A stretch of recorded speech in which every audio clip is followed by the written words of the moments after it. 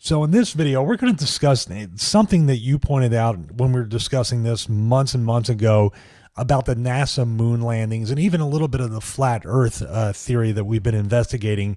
And that is Werner von Braun. And people, especially people that were born after the year 2000, may not be familiar with who this gentleman is. So, Jay, tell us who Werner von Braun is. Yeah, so he's known as the father of rocketry. And I had actually heard of Werner von Braun years ago during my UFO research. His name kept coming up during the Operation Paperclip years. He was the guy, he was the most well-known scientist that we got after World War II as part of Operation Paperclip, when we took some of Germany's top scientists and brought them over here and put them to work. Was that the conspiracy theory, just off topic for a second, where they said the Nazis were reverse engineering UFO technology, alien technology? Yeah, it's amazing how a lot of this stuff overlaps. The Germany, the Antarctica, the scientists, the paperclip. Oh, you're getting a whole other series of videos. It really does overlap. But yes, to answer your question, it does. He was brought over during that. The theory goes that they were reverse engineering things, and UFO people say that's why we took their top scientists and, started reverse engineering. But that's where I had heard of Werner von Braun. Then fast forward to, earlier this year, in doing all of our flat Earth research, a little unknown tidbit about Werner von Braun comes up, and that is regarding his tombstone, his headstone. Yeah. Now, just to give you a little history, that he's actually credited in a way, I don't know if this is official, for creating NASA. Right. He is one of the founding fathers.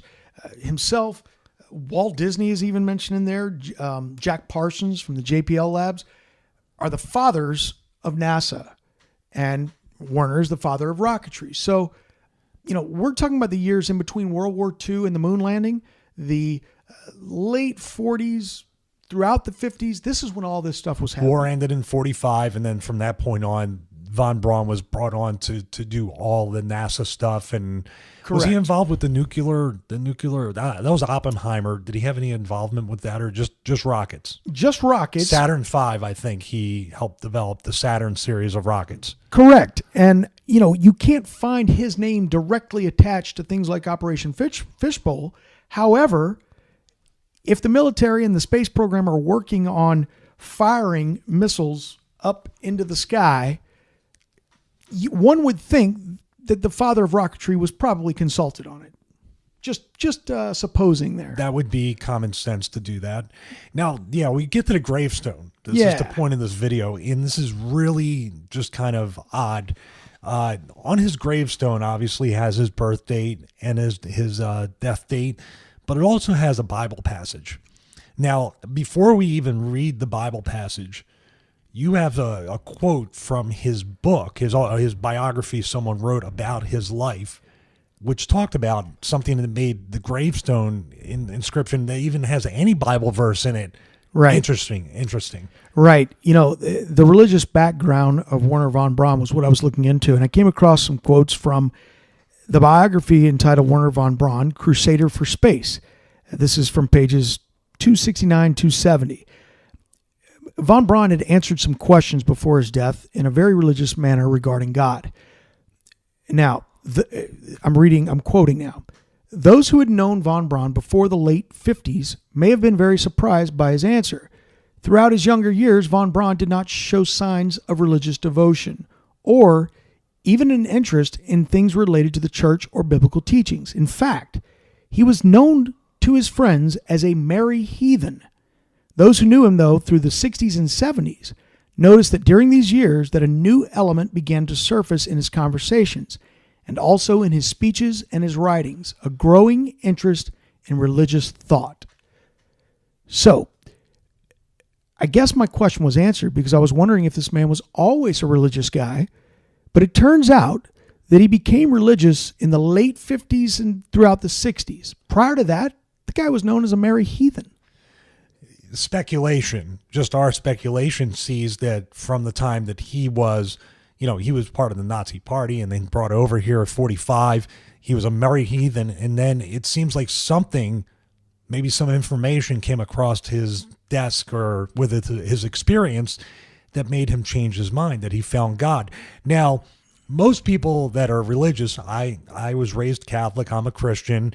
You try to put, at least in some regards, you put a message on your gravestone to leave behind.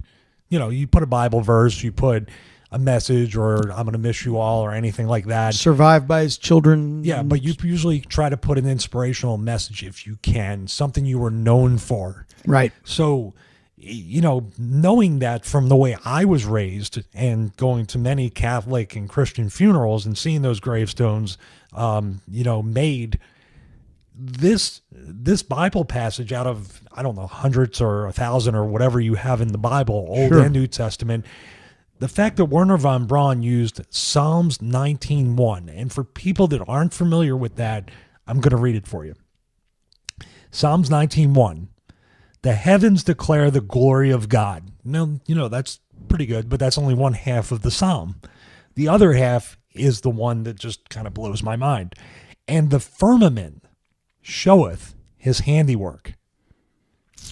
Now, somebody that was part of the NASA, that founded NASA, that was part of the space program, the moon landing, all this stuff, put this particular passage as what I've been raised for, and raised, you know, to see a gravestone as the last parting message from the deceased, has to do with something that's connected to the flat earth theory. Correct. And the flat earth theorists say that there's, or many of them, suggest that there is a firmament or a dome-like roof above the earth that prevents us from going deep into space, which is why we can go no higher than lower orbit.